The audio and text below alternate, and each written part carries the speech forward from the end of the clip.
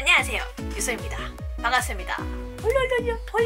헐렁헐렁. 제가 저번에 아이패드 영상을 새로 올렸었잖아요.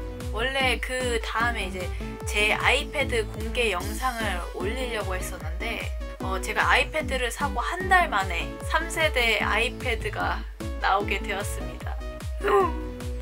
그래서 너무 슬픈데요. 제가 산지 한 달 만에 아이패드가 새로 나와가지고 이걸 다시 바꿀 수도 없잖아요. 너무 슬펐는데 간략하게 3가지 정도로 이번 신형 아이패드에서 뭐가 달라졌냐면은, 첫 번째로 디자인이 전체적으로 바뀌게 되었습니다. 디자인도 저번 디자인과 다르게 조금 더 세련된 디자인으로 나오게 되었고요. 라이트닝 단자에서 C타입으로 바뀌게 되면서 다양한 선을 연결할 수가 있게 되었습니다. 두 번째로 페이스 아이디입니다.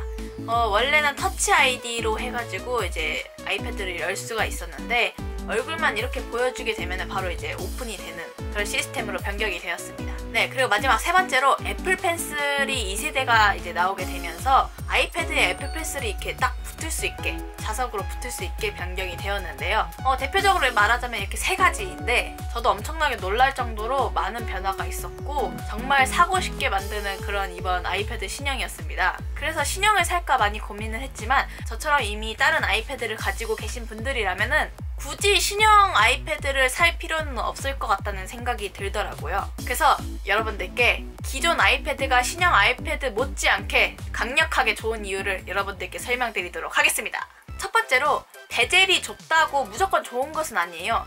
이번 신형 아이패드가 베젤이 좁아지면서 더 넓은 화면을 쓸 수 있게 되었는데요. 더 넓어진 화면 때문에 동영상이라든지 그림 그리기 같은 경우에는 크게 사용할 수 있어서 좋은데요. 제가 또 한편으로 생각했을 때는 베젤이 좁아진 만큼 이제 손으로 이제 아이패드를 잡아야 할 때 잡을 수 있는 공간이 별로 없지 않을까라는 생각이 들더라고요. 제가 쓰고 있는 아이패드 10.5 같은 경우에는 가로로 들었을 때 저는 여기 옆에를 잡아서 사용을 하거든요.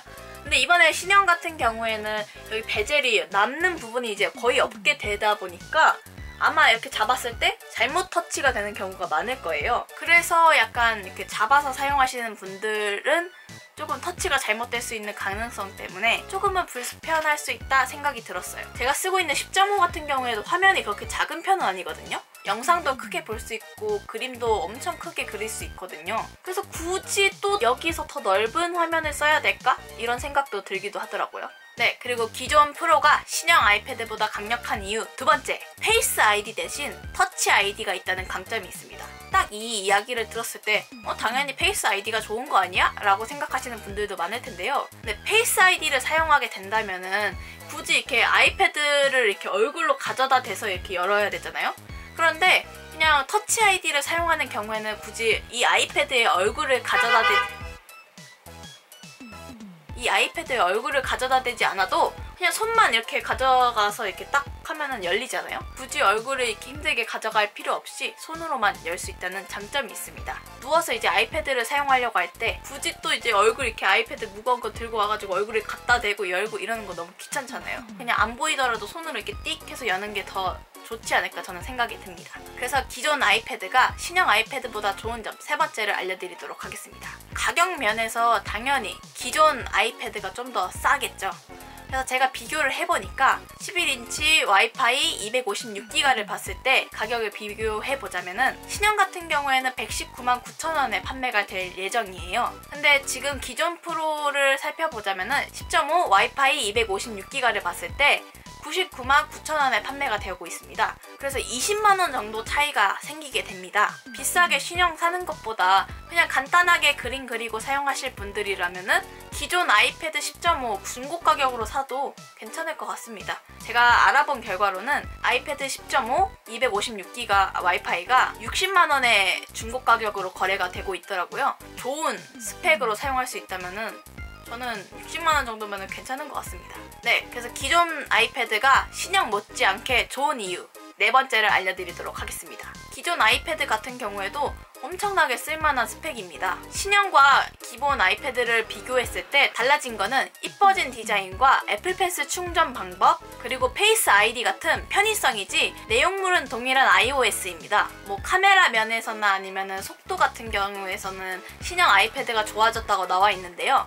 저는 아이패드를 썼을 때 카메라는 그렇게 많이 사용해 본 적이 없던 것 같아요. 그래서 물론 카메라가 좋아지고 속도가 빨라졌다고는 하는데 속도는 지금 쓰고 있는 아이패드도 그렇게 느리지는 않거든요. 저는 오히려 그냥 일반 핸드폰 사용하는 것처럼 속도를 아주 만족하면서 사용하고 있습니다. 굳이 편의성이 중요하지 않다 생각하시는 분들은 기존 아이패드를 사용하시는 것도 좋겠죠? 네, 이렇게 기존 아이패드가 신형 아이패드 못지않게 강력한 이유 4가지를 말씀드렸었는데요. 아이패드 10.5를 사용하고 있는데 저는 너무 잘 쓰고 있어요. 강의할 때나 아니면 그림 그릴 때 자주 사용하는 편인데 강의할 때는 멀티태스킹 기능 때문에 엄청 유용하게 잘 사용을 하고 있고요.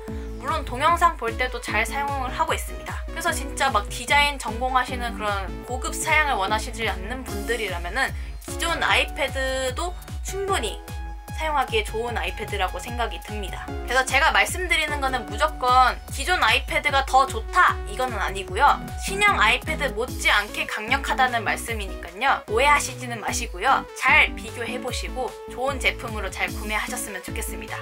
네, 그럼 지금까지 유서였고요. 다음에 또 재미있는 영상으로 찾아오도록 하겠습니다. 제가 더 좋은 영상을 만들기 위해서는 구독과 좋아요, 댓글이 많이 필요하니까요. 여러분들이 많이 도와주시면 감사하겠습니다. 나는 행복합니다. 나는 행복합니다. 10.5라서 행복합니다.